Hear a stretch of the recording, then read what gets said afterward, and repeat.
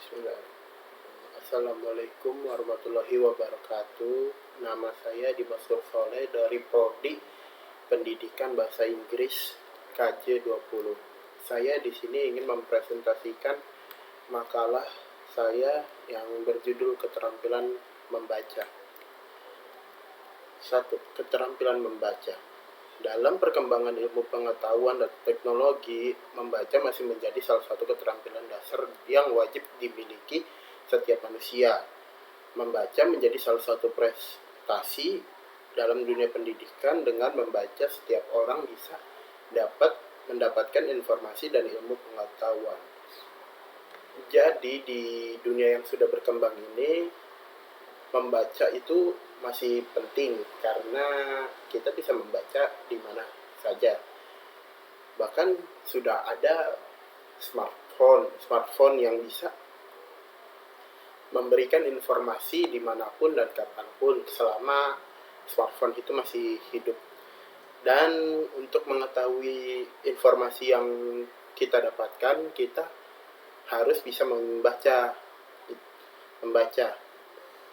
Dan tidak hanya di smartphone saja, masih ada buku dan koran. Dua itu masih menjadi sesuatu benda yang ada untuk dibaca, kayak seperti buku-buku seperti buku pendidikan, koran majalah, koran berita. Itu untuk memperoleh pengetahuan yang ada di dalam buku dan koran itu, kita harus bisa membaca. 2. Tujuan keterampilan membaca.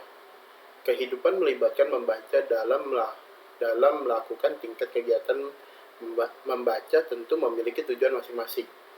Sebab setiap orang memiliki tujuan membaca untuk memahami sesuatu yang dia baca. Rivers dan Temperley menyebutkan tujuan dalam membaca seperti berikut. 1. Untuk memperoleh informasi. Tujuan memperoleh informasi adalah untuk mendapatkan info yang ada di dalam suatu majalah, buku, atau smartphone. Informasi yang dapat membantu kehidupan kita, atau informasi yang terjadi dengan kerabat atau keluarga kita. 2. Untuk memperoleh petunjuk. Untuk memperoleh petunjuk seperti kita harus diberikan tugas, jadi kita akan membaca suatu buku agar kita mendapatkan petunjuk jawaban itu. 3. Breathing. Membaca untuk breathing itu sangat penting karena di dalam dunia hiburan kita harus breathing atau berpura-pura dengan menampilkan apa yang sudah kita baca, seperti peran, tokoh, sifat-sifat karakter gitu.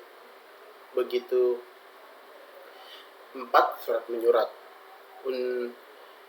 Surat menyurat kita harus membaca karena jika kita mendapatkan surat dan tidak bisa membaca, kita tidak bisa membalas surat dari pengirim tersebut. Untuk karena itu kita harus bisa membaca. Dan yang kelima adalah hiburan. Beberapa orang membaca hanya untuk hiburan, seperti untuk membaca komik, majalah, ataupun sesuatu yang dapat menghibur dirinya. 3. Fungsi membaca. Dalam membaca tidak hanya untuk mengambil informasi saja, juga berfungsi sebagai ilmu untuk memperoleh pengetahuan. Tetapi membaca juga memiliki fungsi lain seperti berikut.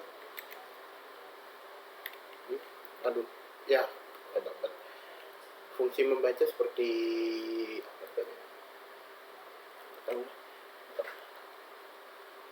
4. Manfaat membaca. Dalam membaca merupakan suatu aktivitas yang memiliki segudang manfaat, seperti 1. Dapat menstimulasikan mental. Otak merupakan organ organ yang memerlukan latihan untuk tetap kuat dan sehat seperti organ tubuh lain. Membaca juga dapat menjaga otak agar dapat tetap aktif sehingga dapat melakukan fungsinya dengan normal dan baik.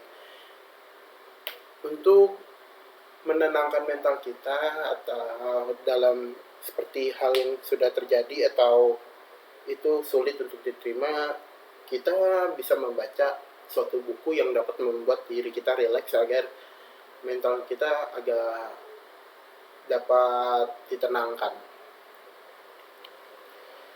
2. Dapat mengurangi stres. Membaca buku dapat membuat otak yang stres karena pekerjaan atau sesuatu hal untuk tetap rileks dan membuat tubuh menjadi lebih santai dan tidak memikirkan hal yang dapat menambah tingkat stres menjadi lebih parah. Nah, ini bisa menjadi salah satu